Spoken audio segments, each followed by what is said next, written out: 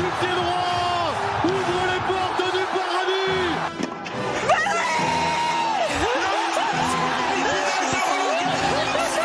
C'est hallucinant, quelle folie. Elle en tombe à terre et nous on n'est pas loin d'en tomber à terre aussi, Mathieu. C'est dingue. Mais Johan Zarco, c'est lui qui va le faire. C'est lui. Il est sorti du dernier virage et il s'impose au Grand Prix de France 2025. Johan Zarco, merci. Merci, bravo. Cette fille est immense, Pauline Ferrand-Prévot à 400 mètres, elle savoure. Moment historique. Pauline Ferrand-Prévot remporte le Tour de France 36 ans après Gianni Longo. Alors Laurent, elle est pas belle la vie. Tout de suite, le Campus Sport Club, 23h minuit, sur Radio Campus Lille.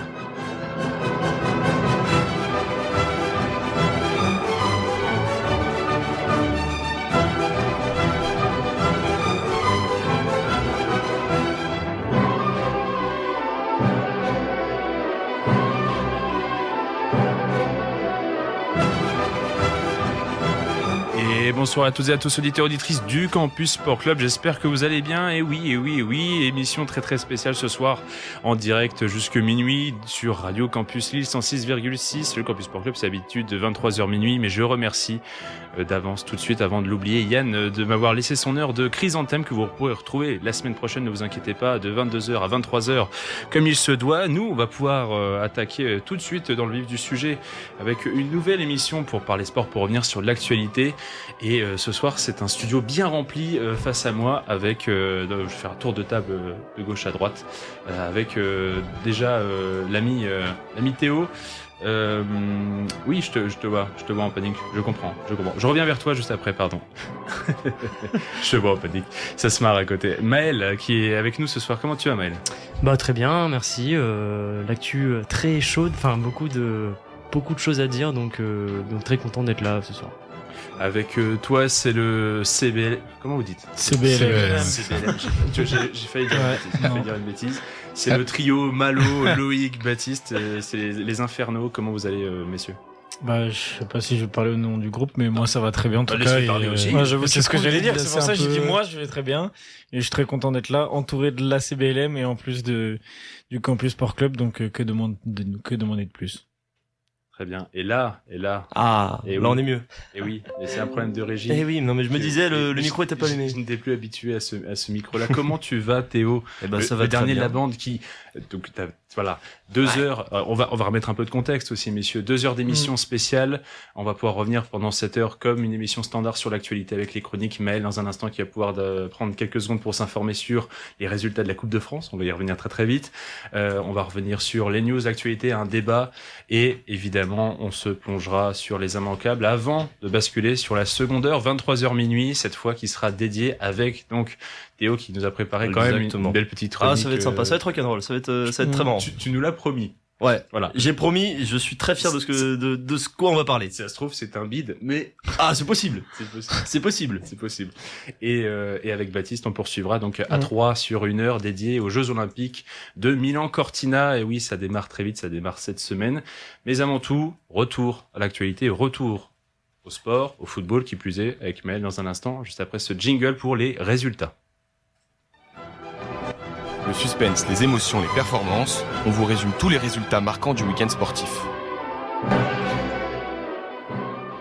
Avec Maël, j'ai un peu teasé, hein, j'ai spoilé, comme on dit dans le milieu, de la Coupe de France en cours. Peut-être que des personnes sont devant leur télé ou étaient derrière leur radio pour écouter. Qu'en est-il de la mi-temps des 2 matchs du soir ? Eh bien, on a le premier match, donc Stade de Reims-Le Mans, donc on est à la 77e minute en ce moment même. Le Stade de Reims gagne 2-0 sur 2 buts de Léoni à la 38e minute et à la 71e minute. Globalement, d'après ce que je vois, d'après les statistiques, on est sur un match plutôt contrôlé par le Stade de Reims. 7 tirs à 3, 57% de possession pour les Rémois. Les Rémois qui d'ailleurs donc ce week-end en Ligue 1 qui sont sur une bonne dynamique avec donc 5 victoires sur les 6 derniers matchs de ces dernières semaines. Le match contre Le Puy, donc juste avant le pour la qualification en 16e de finale. Qui s'était bien déroulé de ce fait, puisqu'ils sont en 8e de finale, c'est Rémois, opposé au Mans, leur adversaire dans le championnat de Ligue 2. Ça, c'est pour la première rencontre. 2-0 pour Reims. Qu'en est-il de Marseille-Rennes, qui est la vraie affiche du soir entre clubs de Ligue 1, Maël? Eh ben, on est toujours donc sur le 1-0. Donc on est à la mi-temps actuellement. Amine Gouiri a marqué le premier but dès la 2e minute du match. Donc sur un tacle, enfin sur une récupération haute de Timothy Weah, je sais pas si vous aviez vu, avec un beau but derrière de Amine Gouiri. L'OM donc qui est sur une belle performance, enfin sur un très beau match, et qui pour le moment sécurise sa qualification pour l'écart. Pour les quarts de finale, surtout que Marseille, si on remonte un peu dans le temps en Ligue 1, était sur une semaine dernière compliquée et a encore déjoué samedi sur la pelouse du Paris FC. Oui, c'était pas la fête la semaine dernière, enfin le week-end dernier contre le Paris FC au terme d'un match tendu 2-2. L'OM menait la rencontre grâce à un penalty converti de Mason Greenwood dès la 17e minute du match. Les Marseillais dominaient leur adversaire du jour et plantent même le 2-0 sur un superbe centre de l'attaquant anglais ras de terre adressé à Pierre-Emerick Aubameyang, qui se retrouve seul face à la cage vide. 81e minute et c'est le drame. L'OM perd le fil de la rencontre et encaisse un premier but sur un coup franc du milieu de terrain. Ikoné se retrouve tout seul à 8 mètres de la cage pour planter une tête imparable. 10 minutes plus tard, à la 90 plus 1 minute, le Paris FC pousse pour chercher le match nul et Rouli fait une grossière faute sur le joueur parisien au duel de la tête. Pour l'arbitre, il n'y a pas de doute, penalty. Le penalty sera transformé par Kebal qui permet à son équipe de récupérer un petit point et qui plonge encore plus l'OM dans le doute. Dommage, la belle victoire de l'OM contre Lens de la semaine dernière est, je dirais, presque gâchée par ce match. Ouais, c'est dommage. Mais pour ce qu'il en est de Rennes, qui est en train donc de perdre ce match de Coupe de France ce soir, ça ne s'est pas beaucoup mieux passé à Monaco. Rennes en grosse difficulté là depuis le début de l'année 2026 avec 3 matchs sans victoire, dont 2 défaites sur les 2 derniers matchs. La dernière donc remonte ce week-end, comme tu le dis si bien, en Ligue 1 à Monaco, qui finit sur le lourd score de 4-0. Les Monégasques ont déroulé face aux hommes de Habib Beye et se sont montrés impériaux. But dès la 33e minute signé Ansu Fati, puis 2 buts en 8 minutes à la 50e minute par le jeune français Magnès Akliouche et à la 58e minute par Mamadou Koulibaly pour éteindre les espoirs rennais dès le retour des vestiaires. Dernier but à la 89e pour terrasser le Stade Rennais, signé Stanis Idumbo Muzambo. Une victoire qui leur permet de reprendre confiance, eux qui étaient sur une terrifiante série de 3 défaites et 1 nul sur les 4 derniers matchs, les faisant atterrir donc en 10e position de Ligue 1. Seulement un petit point pris sur les 5 derniers matchs. Ouais, c'était la dernière victoire remontée justement de ce dramatique Lille-Rennes au début du mois de janvier pour la rentrée 2026. Dans les autres matchs du week-end en Ligue 1, Maël, qu'as-tu à nous dire d'autre? Eh bien, j'ai le premier, donc Lens contre le Havre AC. L'équipe du Nord-Pas-de-Calais s'est imposée 1-0 vendredi soir à domicile. Victoire minimaliste face au Havre qui a cherché à bloquer la rencontre et à chercher le match nul. Pas grand chose à dire sur le match, à vrai dire, une rencontre fermée où Lens a vraiment eu du mal à se créer des occasions, seulement 3 tirs cadrés. C'est juste avant la mi-temps, à la 45e minute plus 1, que Ruben Aguilar vient marquer ce but tant attendu. Le principal, c'est quand même la victoire qui permet aux Lensois de maintenir son avance sur l'OM avec 7 points d'écart, qui conforte donc sa 2e place et est même repassé premier de Ligue 1 le temps de 2 journées avant le match du PSG contre Strasbourg, de quoi mettre la pression sur les champions d'Europe en titre qui n'avaient pas le droit à l'erreur. Et justement, ont-ils répondu à cette pression? Eh bien, oui, difficilement. Le PSG s'est imposé dans la douleur face à l'équipe du Grand Est ce dimanche soir à Strasbourg.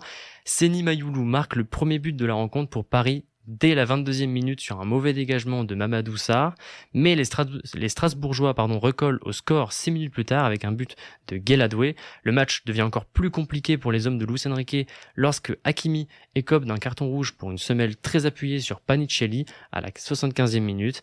Il a fallu un but à la 81e minute de Nuno Mendes, le latéral parisien, pour départager les deux équipes sur le score de 2-1.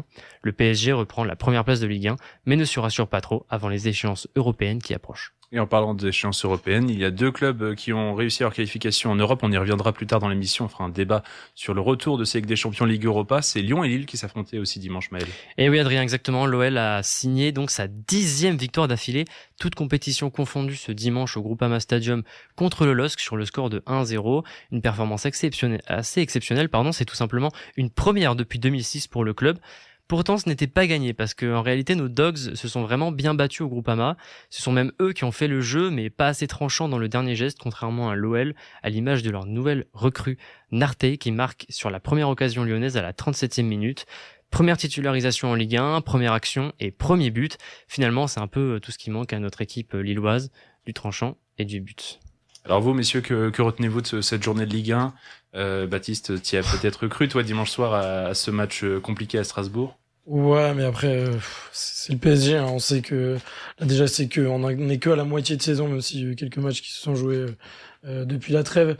Mais ouais, je savais que ça allait être compliqué pour repasser devant le PSG, même si on a eu du mal quand même contre le Havre.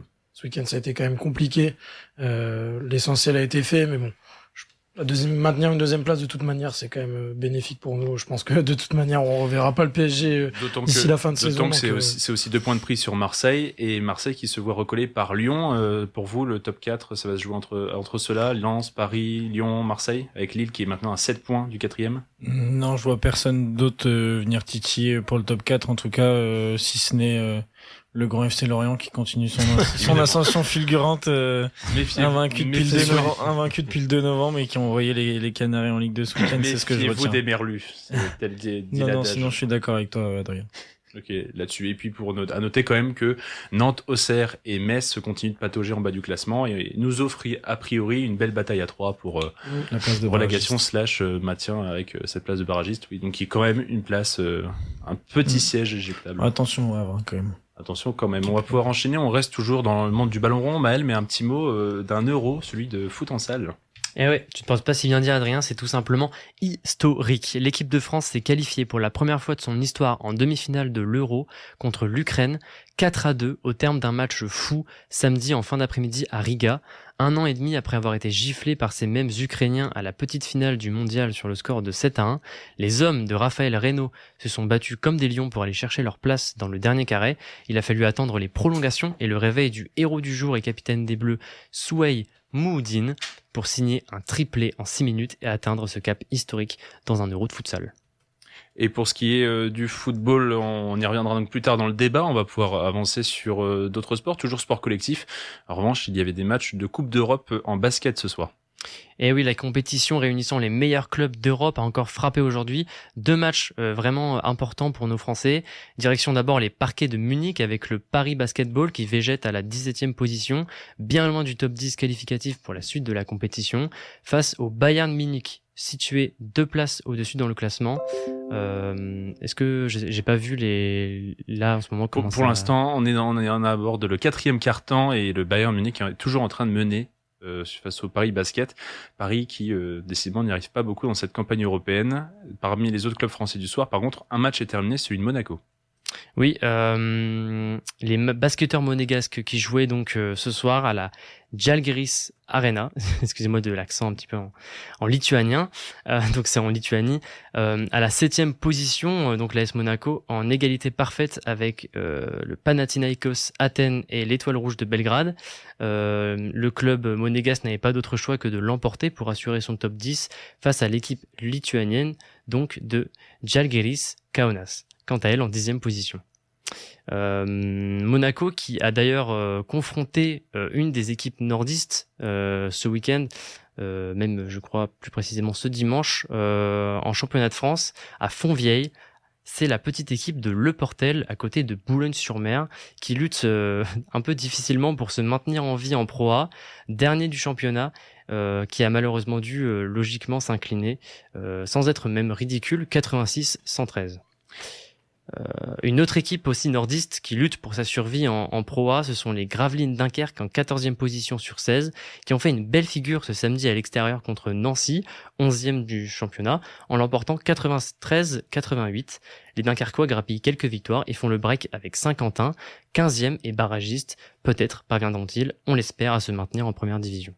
Allez, on quitte les parquets européens, on prend l'avion, on décolle direction l'Océanie où dimanche matin s'est déroulée une finale au sommet et un moment historique là aussi. Et oui, c'était l'événement à suivre du dimanche matin sur les cours de Rod Laver Arena. Carlos Alcaraz remporte l'Open d'Australie au terme d'une finale excitante face à Novak Djokovic, mais finalement assez décevante. Premier set remporté par Djoko 6-2, puis le Serbe n'a pas su suivre le rythme effréné du talent espagnol et s'est rapidement vu dépasser. Les 3 sets sont remportés sans réelle surprise par Alcaraz sur les scores de 6-2, 6-3 et 6-7. Il rentre encore un peu plus dans le livre d'or du tennis en devenant le plus jeune joueur de l'histoire à remporter les 4 grands chelems, les 4 plus grands tournois du monde. À 22 ans, il devient une légende de ce sport avec actuellement 7 titres majeurs en poche. De son côté, Djoko subit la première défaite en finale à Melbourne sur les 11 qu'il a joué auparavant.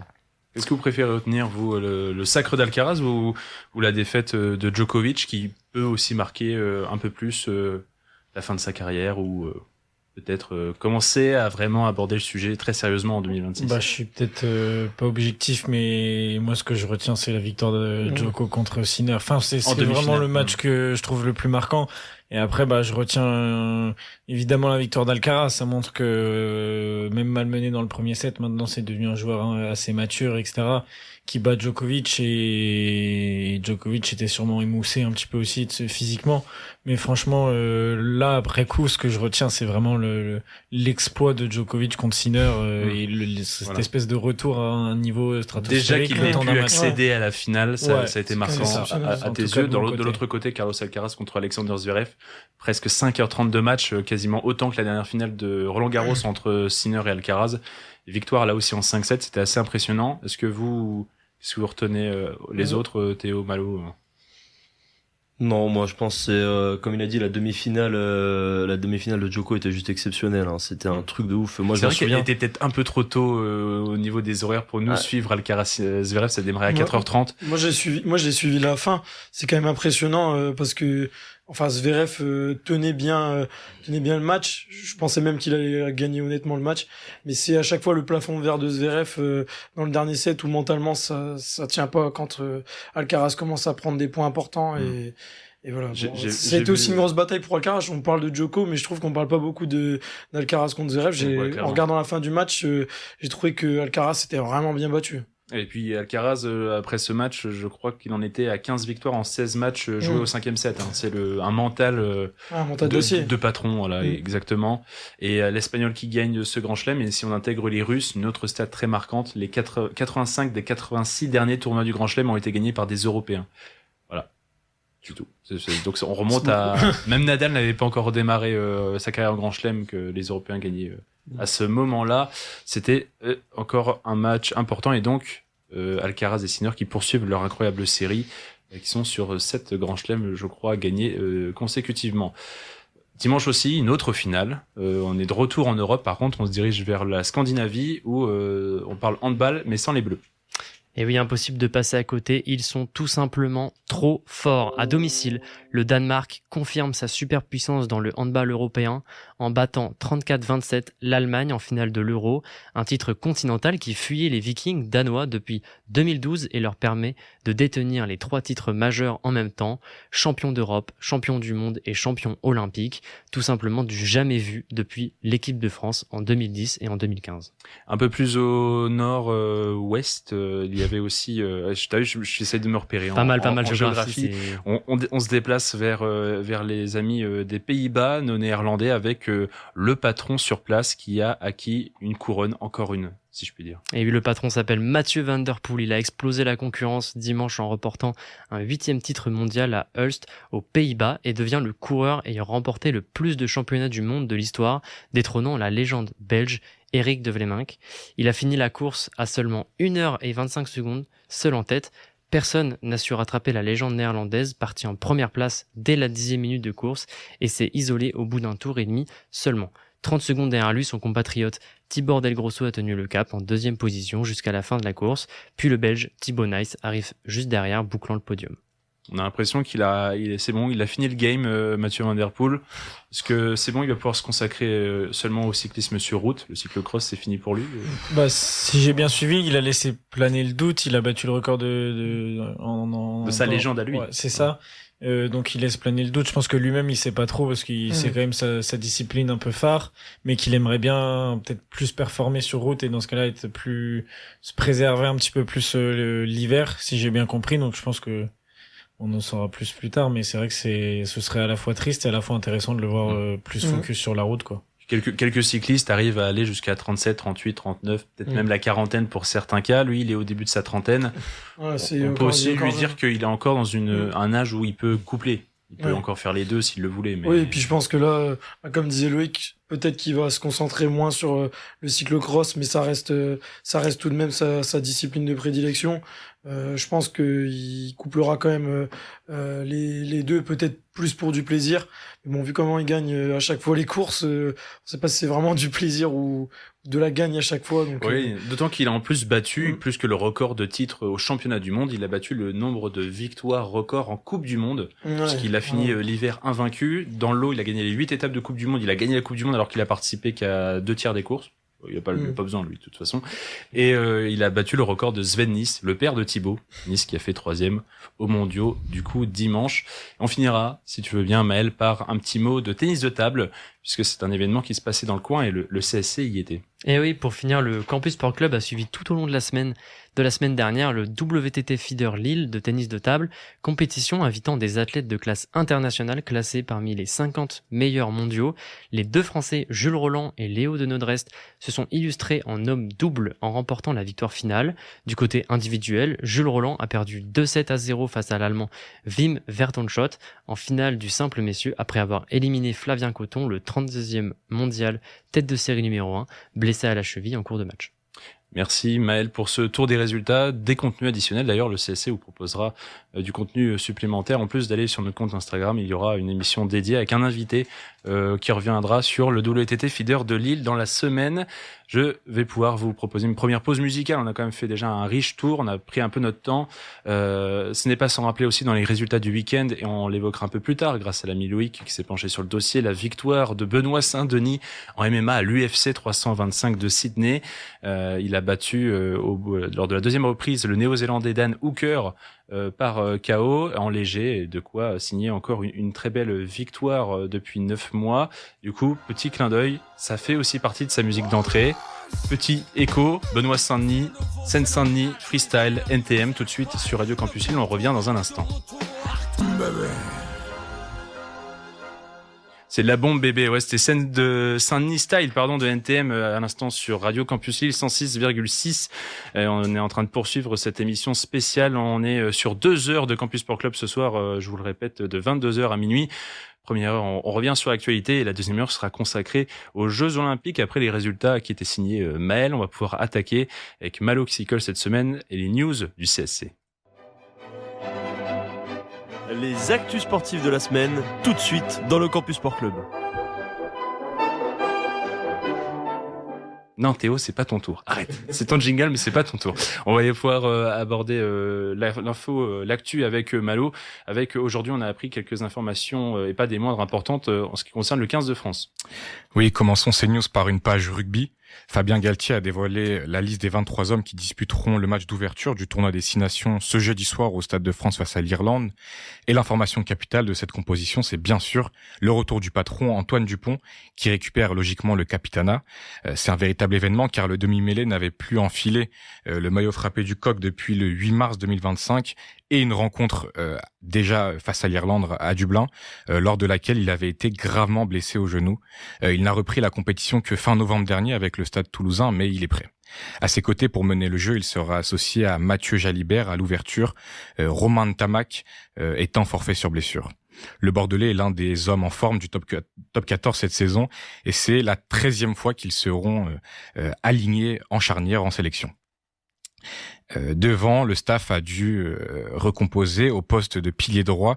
C'est Dorian Aldgueri qui était préféré. Une lourde responsabilité pour le Toulousain qui doit faire oublier Antonio après la fin de la carrière soudaine du Rochelet. En seconde ligne, le 15 de France va s'appuyer sur une paire inédite, Charles Olivon et Michael Gulliard. Le Lyonnais enchaîne les matchs de haut niveau et va connaître ici sa 14e sélection, épaulé par l'expérience d'Olivon. Enfin, Fabien Galtier a fait des choix forts, très forts, excite les cadres historiques comme Penaud, Ficou ou Aldrit. Le sélectionneur mise désormais sur la jeunesse et la fougue. C'est donc Théo Atisogbe qui sera titulaire à l'aile. Un pari audacieux pour lancer ce tournoi des 6 nations. Alors, est-ce que je me tourne vers toi, Théo, je en profite. La semaine dernière, tu étais tout heureux d'entendre Patrick Sébastien. Donc, on parlait d'Ovalie, on parlait j'adore cette compo. On avait parlé déjà du 15 de France. Tu aimes cette compo? J'adore cette compo. Franchement, je la trouve vraiment pas mal. On a une très belle ligne de 3/4. C'est que des joueurs de très haut niveau. De Porter est vraiment très bon. Moefana, il y a pas à en parler, il est super. Les deux centres vont être super.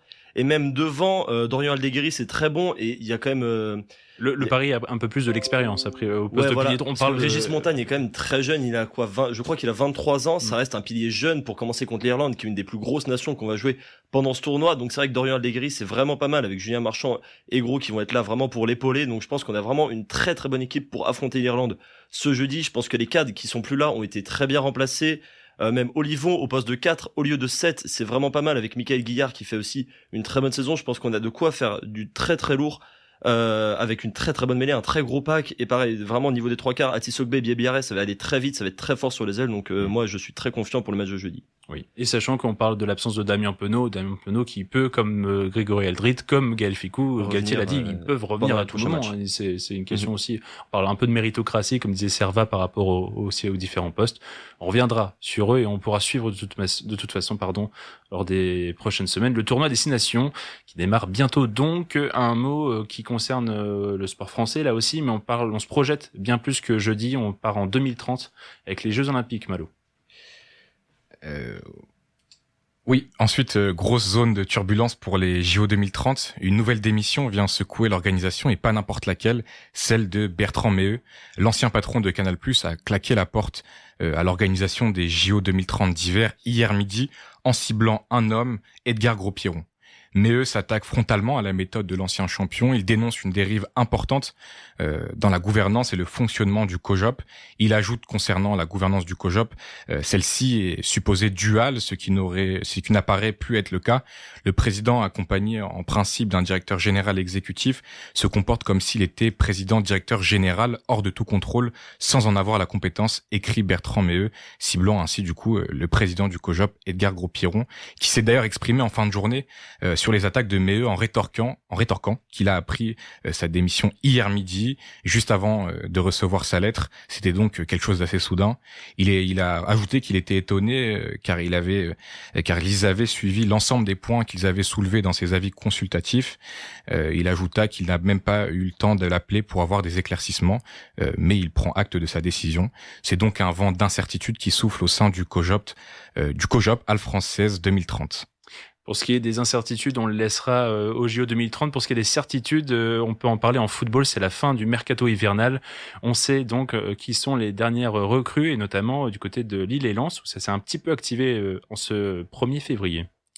Oui, hier on était le 2 février, c'était synonyme du coup de fermeture du mercato estival. Tout d'abord le LOSC qui est resté muet pendant toute la période pour finalement se réveiller lors de la dernière journée du mercato. Olivier Létang s'est activé et a fait officialiser 2 nouveaux dogs.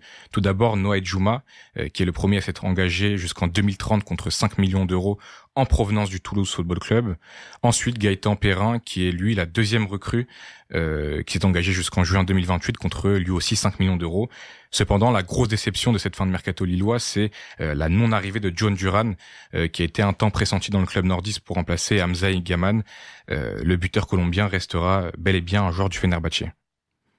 Pour ce qui est de ce mercato-là, c'est vrai que Gaëtan Perrin, pas forcément un profil très numéro 9, alors qu'on attendait un vrai numéro 9 aussi pour suppléer Olivier Giroud.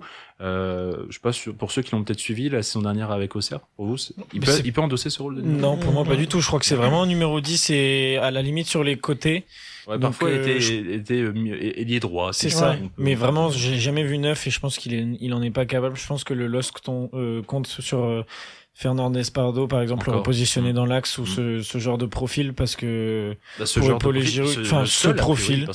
profil-là, en fait, avec Giroud, parce qu'ils savent très bien que Giroud fera pas tous les matchs. Donc, je pense qu'ils comptent sur Fernandez Pardo et qu'ils s'attendaient pas forcément peut-être à rater John Duran aussi. Ouais. Et pour ce qui est du RC Lens, Alan Saint-Maximin, quand même, quel coup? je trouve. Quel bon coup. Je conversais, du coup, j'étais sur les dossiers du LOSC et du RC Lens. Je travaillais au journal avec les collègues Voix du Nord, qui, du coup, étaient informés de savoir qui était en train d'arriver, qui, quoi, comment. Et mon collègue, quand il a appris la nouvelle pour le départ soudain d'Alan Saint-Maxima du club América pour des histoires de racisme autour de ses enfants. Il a dit, mais c'est exactement le profil qui pourrait convenir au LOSC. Dans la minute qui suivait, il voyait une info, le RC Lens est déjà sur le dos, il a fait, mais non! Magnifique coup, je trouve. Ah oui, c'est un très beau coup. Ouais. C'est un très beau coup. À voir maintenant sur le terrain, parce que...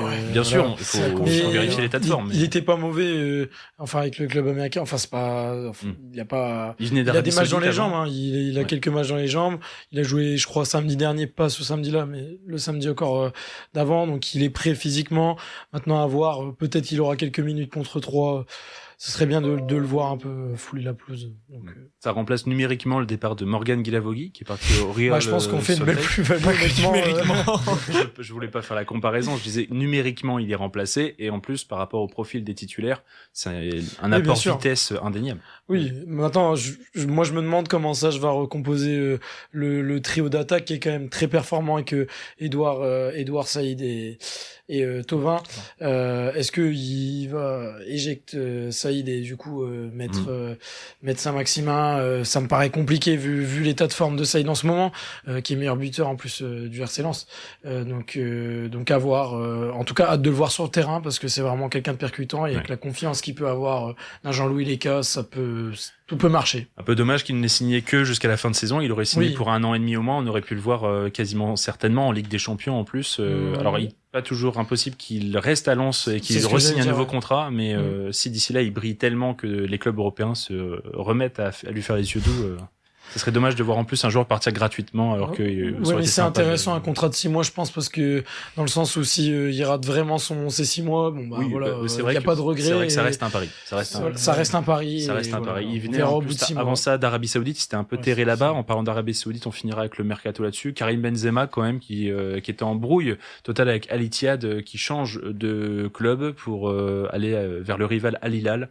Là-dessus, est-ce que vous l'aviez vu venir? Est-ce que pour vous, ça va...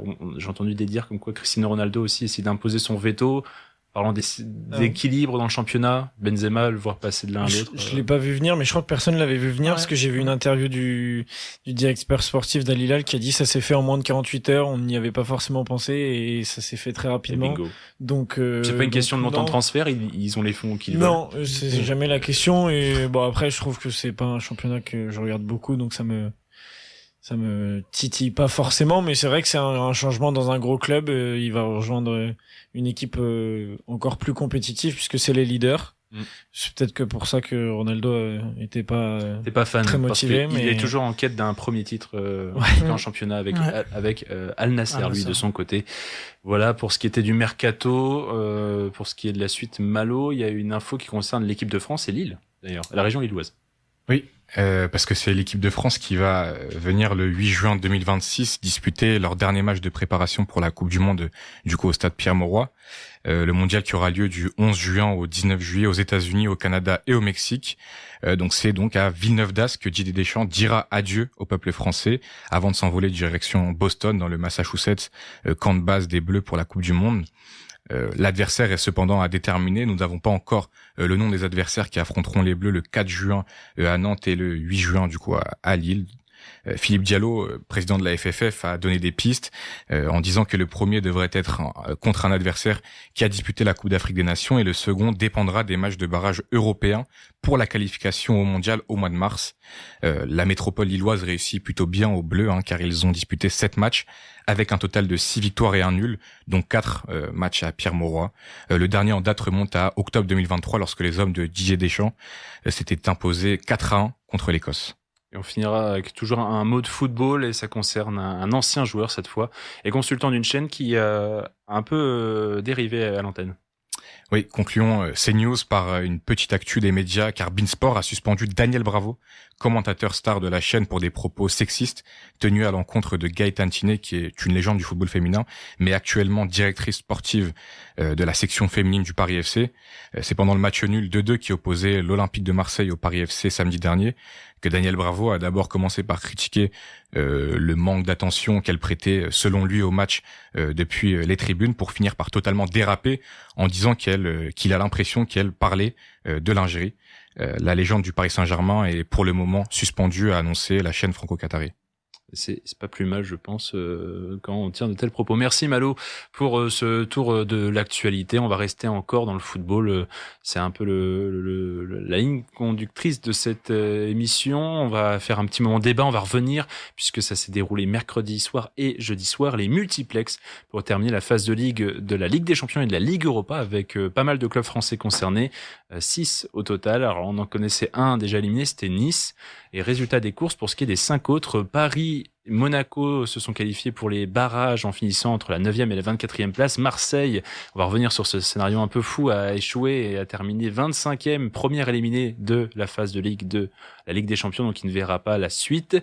Et pour ce qui est de la Ligue Europa, Lyon a terminé premier de Ligue Europa de ces 3, et on aura Lille qui a suffisamment fait le job lors de la dernière journée pour s'assurer les barrages, alors que Nice, qui était sur 6 défaites et 1 victoire, était déjà éliminé avant la dernière journée, qui s'est terminée par une défaite pour ne rien changer avec l'OGC. Messieurs, quel bilan peut-on faire de ces clubs français? 5 sur 7, du coup, à l'arrivée, puisque, à noter bien sûr, Strasbourg, qui eux font une phase de Ligue Conférence en C4, avait déjà fini de son côté, il n'y a que 6 matchs au lieu de 8, et ont terminé eux premiers aussi de cette Coupe d'Europe. 5 sur 7, c'est pas trop mal, mais ça aurait pu être mieux. Ouais. Ça aurait pu être mieux, surtout juste Marseille, parce que à cause d'un scénario, voilà. Ouais, c'est ça, mais surtout parce qu'ils auraient dû faire mieux avant, selon moi. Mais Nice, c'est vrai moi, je suis même pas déçu parce que je m'attendais à rien. Et par contre, moi, je sais pas, la Palme d'Or, un peu le truc que je retiens, je trouve, faut vraiment tirer son chapeau à l'Olympique Lyonnais, qui finit premier. Ligue Europa, le dernier match, ni Hendrick, ni Tolisso, etc. Ils dégagent une espèce de confiance, de maîtrise.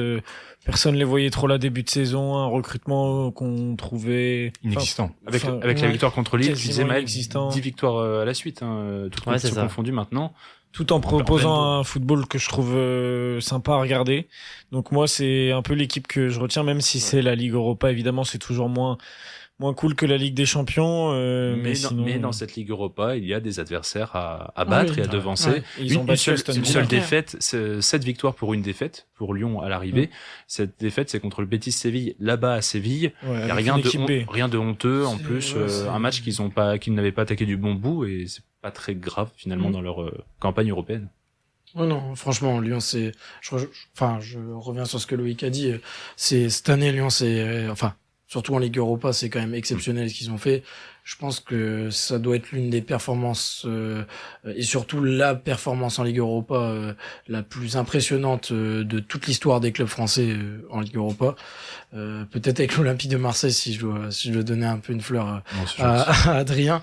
Mais ouais, et puis j'ai regardé là le dernier match contre le PAOK, et j'ai trouvé les jeunes de l'Olympique Lyonnais très concernés et très bons, notamment Humbert, qui a vraiment été très percutant. J'aimerais bien le voir sur les prochains matchs de Ligue Europa. Et puis là, le recrutement avait pas été très bon cet été, notamment en attaque avec Satriano, que je trouvais pas non plus très intelligent. Le Lensois prêté. Oui, mais nous-mêmes on l'avait vu, c'était pas exceptionnel. Et là, c'est quand même du recrutement de qualité avec Noah Narté et Hendrick. C'est vraiment costaud, et j'ai hâte vraiment de suivre ces phases finales avec l'Olympique Lyonnais. Alors ce Paris Saint-Germain aussi qui avait super bien démarré, contrairement. Alors c'est un peu les schémas inverses. L'an dernier avait très mal démarré sa phase de ligue en C1, avait fini très fort avec notamment cette victoire exemplaire contre Manchester City pour se relancer complètement, avait lui accroché les barrages plus ou moins de justesse, mais en tout cas avait fini barragiste, et derrière a fait le parcours qu'on lui connaît cette année. On le voyait clairement top 8, et puis 3 matchs sans victoire pour finir, avec ce match nul en conclusion contre Newcastle qui lui fait manquer le top 8. Est-ce que c'est si décevant que ça pour ce Paris Saint-Germain 11e du coup? Moi je trouve ça décevant, mais même assez inquiétant pour la suite. parce qu'en soi l'effectif n'a pas vraiment changé par rapport à la saison dernière, donc en soi je pense que les supporters du Paris Saint-Germain espèrent au moins une victoire finale en Ligue des Champions, encore une fois un doublé. C'est ce que je pense les Parisiens doivent viser. C'est le rêve du siècle, le 21e siècle, c'est qui peut conserver son titre. Seul le Real l'a fait avec Zidane et le triplé, donc c'est vrai que c'est un rêve.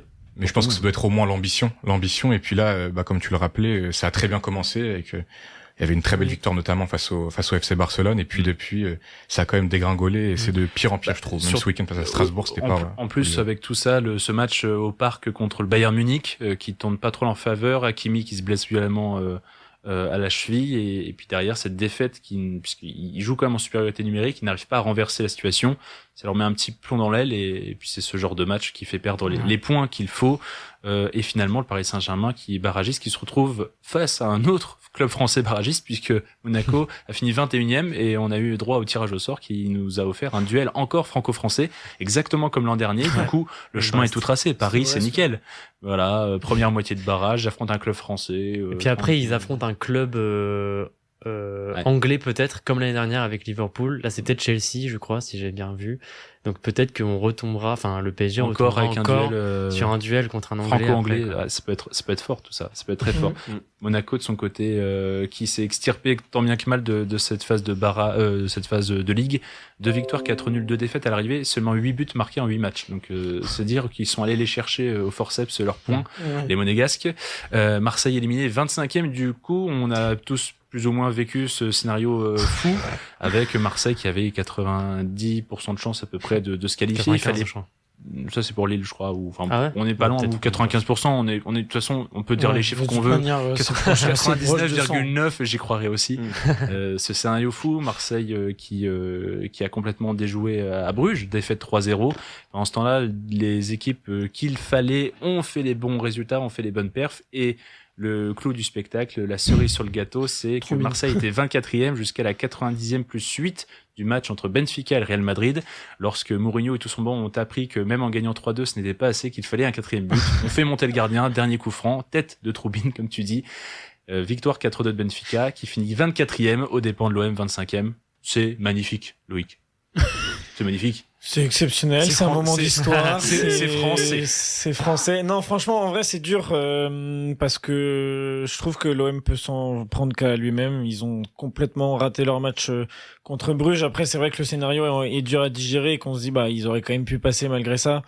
Mais c'est vrai que c'est pas normal de perdre 3-0 à Bruges avec l'équipe qu'ils ont, l'ambition qu'ils affichent depuis quelques mois, les recrues qu'ils font. C'est pas normal. Enfin, ça m'échappe de passer autant à côté d'un match avec aussi peu de maîtrise, de rater son début de match. Et puis, c'est vraiment un OM éliminé à la différence de but. Éliminé à la différence de but, c'est-à-dire que sur cette soirée où tu perds 3-0 à Bruges, tu peux peut-être te dire on tank, on en prend un, on en prend peut-être pas deux, t'en prends deux, tu dis c'est pas grave, faut pas en prendre trois, t'en prends trois. Et le match d'avant où j'ai pu aller au Vélodrome assister à cette défaite sur le même score 0-3 face à Liverpool, le 3e but avec 90 plus 2, finalement, il est aussi et surtout que c'est des buts que je trouve à chaque fois on sent vraiment le relâchement, quoi. C'est des buts d'inattention, donc ça manque certain manque de professionnalisme, ou alors je sais pas, ils se rendent pas compte de ce que c'est la Ligue des Champions, mais là je pense qu'ils s'en sont rendus compte. Et ce nouveau format Ligue des Champions qui nous permet ce scénario dingue, ce scénario fou, là où on voit que chaque but compte, et ça ne s'est pas prouvé. En tout cas, je pense que De Zerbi a sa part de responsabilité aussi. C'est ce qu'on disait l'autre jour avec Malo, c'est que il a toujours pas aligné même 11 depuis le début de saison.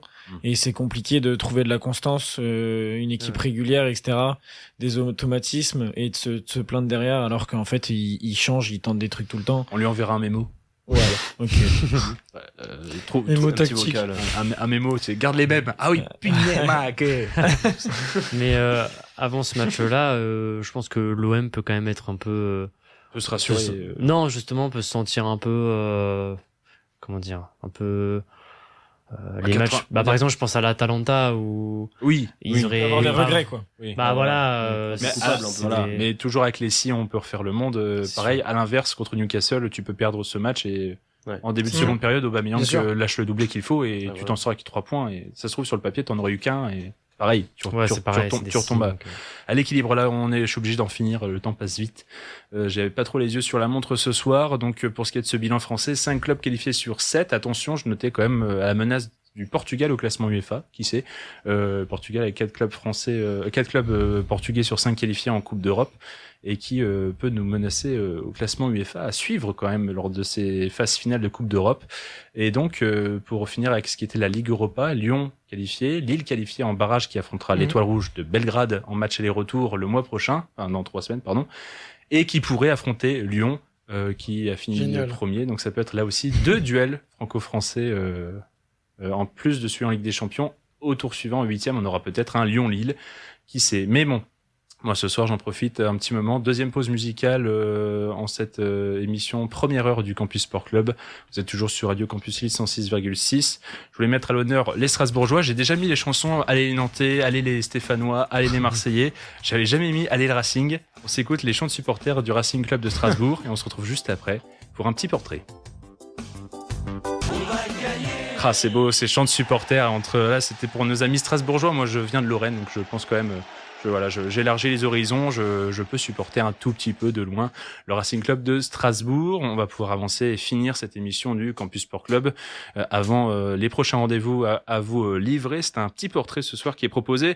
Je l'ai glissé lors de la première musique. Rappelez-vous, pour ceux qui étaient là, on va parler un petit peu avec Loïc de Benoît Saint-Denis, aka God of War. C'est ça, j'allais le dire, tu me coupes l'intro, mais on va parler aujourd'hui d'un homme que certains chroniqueurs du Campus Sport Club ont déjà eu la chance de croiser à Oisem, figurez-vous.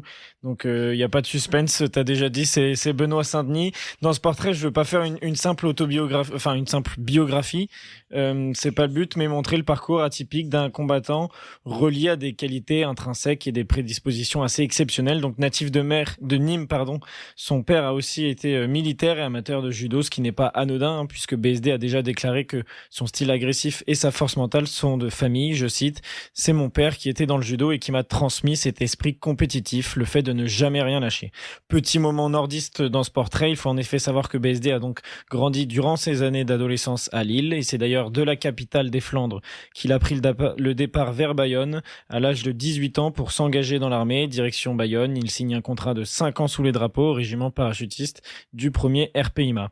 5, c'est aussi son classement actuel à l'UFC après sa victoire dans la nuit de samedi à dimanche. Mais alors en 2014, à ses débuts, en prenant le train direction Bayonne, où en étaient les combattants des meilleurs combattants où en étaient les combattants de sa catégorie, en tout cas les meilleurs combattants, on va se limiter au top 5 même en fait, pour comparatif, Holloway avait signé à l'UFC depuis déjà 2 ans, Oliveira 4 ans, et Dan Hooker, son adversaire du week-end qu'il a dominé en l'éteignant au 2e round par TKO, rejoignait cette année-là la meilleure organisation mondiale de MMA.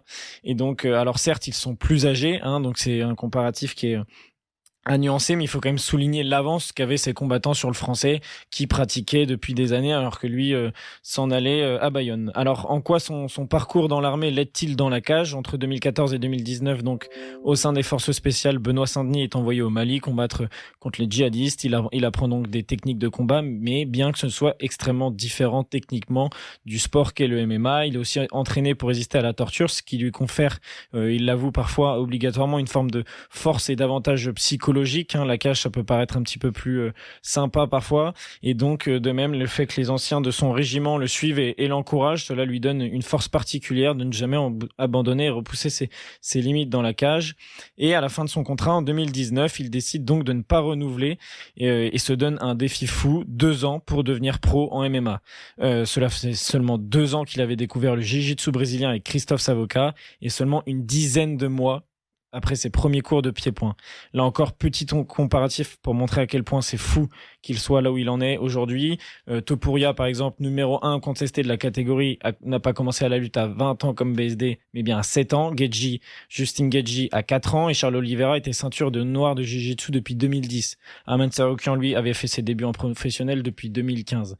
Donc, c'est pour montrer à la fois que son parcours l'a forcément aidé, mais c'est aussi relié à des qualités intrinsèques exceptionnelles, et je suis obligé de faire vite ce soir. J'aurais pu en parler des heures, mais voilà, après depuis à l'UFC, depuis le début de sa carrière professionnelle, c'est 17 victoires, 3 défaites, dont une qui est nuançable puisqu'il était tombé contre un combattant dopé. Toutes les victoires par finish, 11 par soumission, 6 par KO, 8 finitions dès le premier round, et ses autres défaites, c'est plutôt honorable contre Moïse Moïcano et Poirier. Et il faut préciser tout ça aussi qu'il est dans la catégorie la plus relevée de l'UFC. Donc voilà, c'est ça, les moins de 70 kilos. C'était un petit portrait rapide de Benoît Saint-Denis pour vous montrer à quel point c'est exceptionnel la performance de réussir à être dans le top 5 en ayant commencé aussi tard, c'est-à-dire à 25 ans, quoi. Portrait court, redoutablement efficace, mais quand même plus long qu'un combat de Benoît Saint-Denis ces derniers temps. C'est dire la puissance du monsieur. Merci Loïc pour ce portrait de God of War. On attaque très très vite cette fin d'émission avec Baptiste pour finir, fin de première heure du Campus Sport Club avec les traditionnels résultats, les immanquables. Votre programme de sport cette semaine avec les immanquables sur Radio Campus. Je voulais pas dire résultat, je voulais dire rendez-vous, pardon Baptiste. On a démarré par la Coupe de France, on continue avec la Coupe de France. Oui, avec les huitièmes de finale donc de la Coupe de France, parmi les grosses affiches de la compétition, Lorient sera opposé demain soir au tombeur du Paris Saint-Germain, le Paris FC, match diffusé à 20h30. Le seul club nordiste encore en course, le RC Lens, se déplacera au stade de l'Aube pour défier le champion de Ligue 2-3 un peu plus tard dans la soirée à 21h. Et le lendemain, les Strasbourgeois recevront l'AS Monaco pour décrocher le dernier ticket pour les quarts de finale, dont le tirage est prévu jeudi sur France 3. Toutes les rencontres seront bien sûr à retrouver sur Beansport. En futsal, les Bleus défieront le Portugal, deuxième meilleure nation au classement FIFA, ce mercredi 4 février à Ljubljana, pour une place en finale. Rencontre à retrouver sur la chaîne L'Équipe. De la surface indoor au terrain vert, mais toujours avec un ballon. On reste sur les terrains d'herbe avec de l'Ovalie. Le tournoi à destination débute ce jeudi avec l'entrée en lice du 15 de France à 21h10. Les Bleus de Fabien Galtier feront face à un client, l'Irlande, au Stade de France. La rencontre sera à suivre sur France 2. Dans les autres rencontres de cette première journée, l'Italie affrontera l'Écosse samedi à 15h10. L'Angleterre recevra de son côté le Pays de Galles. Et on reste sur du parquet, mais cette fois-ci du cyclisme sur piste pour la suite des championnats d'Europe qui se dérouleront jeudi à Konya, à Konya en Turquie. Le champion olympique de l'Omnium, Benjamin Thomas, fera son entrée en lice dans la discipline demain à 11h30.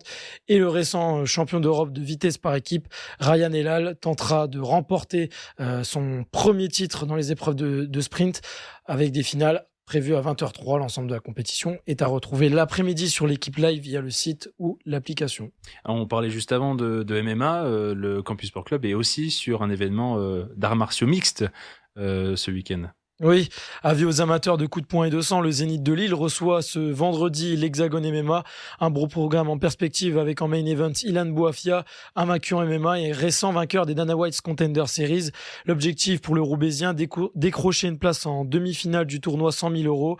Le CC sera d'ailleurs présent, comme tu l'as dit, pour vous assurer un contenu de qualité tout au long de la soirée. Et dernier mot de football américain, le tant attendu Super Bowl, la finale donc de la NFL, la Ligue nord-américaine se déroulera de la nuit de dimanche à lundi et verra s'affronter les New England Patriots aux Seattle Seahawks. Le chanteur sud-américain Bad Bunny sera d'ailleurs la tête d'affiche de ce Super Bowl pour reprendre ses titres les plus phares. Le Super Bowl sera codiffusé par Beansport, M6 et DAZN. Merci Baptiste pour ces immanquables express et merveilleusement bien tournés. C'est la fin de cette première heure du Campus Sport Club. Merci à vous tous. Merci Maël, merci Malo, Loïc pour les chères chroniques. Je dis un peu merci à Théo, mais on va. Moi je dis à tout à l'heure. Voilà, tu restes dans un instant de toute manière. Merci en tout cas à vous trois.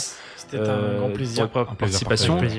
On va se quitter un tout petit instant en musique sur Radio Campus Lille 106,6. Le Campus Sport Club, c'est ce soir de 22h à minuit. On va bientôt démarrer la deuxième heure qui sera dédiée aux Jeux Olympiques d'hiver avec encore le formidable Baptiste qui va nous faire pareil, les immanquables des Jeux d'hiver. Il va falloir que je reprenne mon souffle entre-temps, entre les deux. Voilà. En tout cas, t'as du cardio, Baptiste.